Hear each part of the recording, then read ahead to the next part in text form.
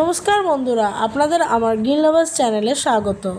আজকে আবারও চলে এসেছি আমার ড্রাগন গাছের আপডেট নিয়ে। আজকে টোটাল 4খানা ড্রাগন ফল পেকেছে। পাঁচিলের ওপারে আছে 3টে আর এই দিকে একটা, টোটাল 4টে ফল পেকেছে। আর আজকে বৃহস্পতিবার, দিনটাও খুব ভালো। একেবারে ফলটা পেড়ে পুজোতে চাপিয়ে দিয়ে তারপরে খাবো। তার আগে আপনাদের দেখাবো এই ফলগুলোর ওয়েট কত হয়। এই দেখুন, পাঁচিলে ওপারে বলে কত কষ্ট করে ঝুঁকে ঝুঁকে পারতে হচ্ছে। আর এই দিকে তো এতটাই নিচে আছে, মা এরকম একটা সিক আছে, ওটা দিয়ে ডালগুলো টেনে টেনে দিয়ে পারছে। এই ড্রাগন ফলগুলো এক একটা ওয়েট প্রায় 200 মতো হয়। তারপর দেখি আজকে এই টোটাল 4টে ফলের ওয়েট কত হয়।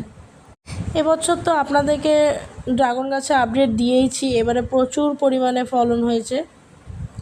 মা তো বলছে এই ড্রাগন গাছটাকে কেটে দেবে, একেবারে ছোট করে দেবে। আমি বলছি না না থাক, কেন কি এত ফল দিচ্ছে। কিন্তু মা বললো যে কেটে দিলে আরও ভালোভাবে গ্রোথ হবে।